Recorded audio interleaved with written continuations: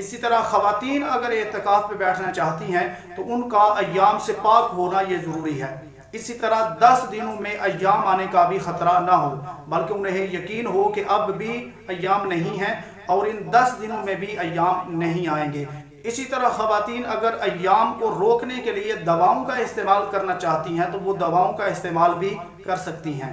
اس صورت میں اگر شادی شدہ ہیں تو اپنے شوہر سے، شادی شدہ نہیں ہے تو اپنے گھر والوں کی اجازت سے وہ اعتکاف پہ بیٹھ سکتی ہیں۔ پھر خواتین گھر میں ہی اعتکاف کے لیے جگہ مختص کر لیں۔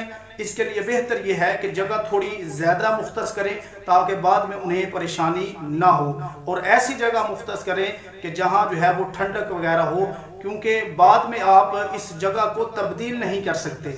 ایسا نہیں ہے کہ یہاں اگر گرمی محسوس ہو تو پھر آپ کہیں بھئی میں دوسرے کمرے میں جا کے بیٹھ جاتی ہوں، ایسا بالکل بھی نہیں ہوگا۔ خواتین بھی 20ویں روزے غروب آفتاب سے پہلے اپنے حجرے میں چلے جائیں گی۔ اب یہ حجرہ ان کے لیے یوں سمجھے مسجد کے قائم مقام ہے، یہاں سے وہ قضائے حاجت کے لیے نکل سکتی ہیں یا کسی شرعی ضرورت کے لیے، اس کے علاوہ وہ نہیں نکل سکتی۔ اگر نکلیں گی تو اعتکاف ٹوٹ جائے گا۔ لہٰذا خواتین اگر ٹھنڈک حاصل کرنے کے لیے، غسل کرنے کے لیے چلی گئیں تو اس میں چونکہ وہ بغیر شرعی ضرورت کے مسجد سے باہر نکل آئی ہیں، اس لیے ان کا اعتکاف ٹوٹ جائے گا۔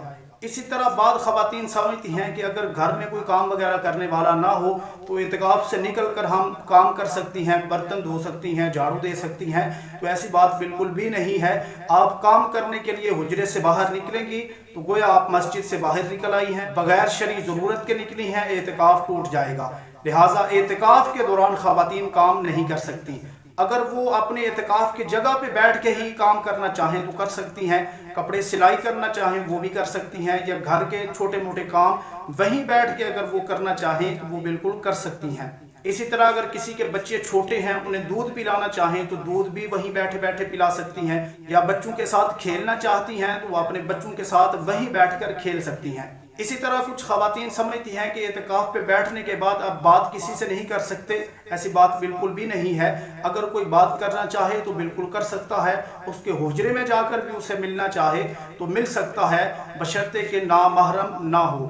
خواتین کے لیے بھی اعتکاف کے دوران روزہ شرط ہے، اگر روزہ نہیں رکھیں گی تو ان کا اعتکاف بھی نہیں ہوگا۔ اسی طرح کچھ خواتین سمجھتی ہیں کہ اگر گھر میں کوئی نہ ہو تو ہم جو ہے وہ اپنے حجرے سے باہر نکل کر بھی عبادت کر سکتی ہیں، گرمی زیادہ ہو تو گھر کے صحن میں گھوم پھر سکتی ہیں، ایسی بات بالکل بھی نہیں ہے۔ ہاں آپ یہ کر سکتی ہیں کہ اپنے حجرے کے پردے اٹھا سکتی ہیں، لیکن آپ اگر حجرے سے باہر آئیں گی ہوا لینے کے لیے تو ایسی صورت میں اعتکاف ٹوٹ جائے گا۔ تو خلاصہ کلام یہ ہے کہ خواتین قضائے حاجت کے لیے حجرے سے باہر نکل سکتی ہیں، یا پھر جو ہے اگر کھانا تیار ہو، دینے والا کوئی نہ ہو تو وہ جا کر کھانا پکڑ کر واپس اپنے حجرے میں آ کے کھا سکتی ہیں، لیکن وہاں بیٹھ کر ہی کھانا اگر شروع کریں گی تو اس صورت میں بھی اعتکاف ٹوٹ جائے گا۔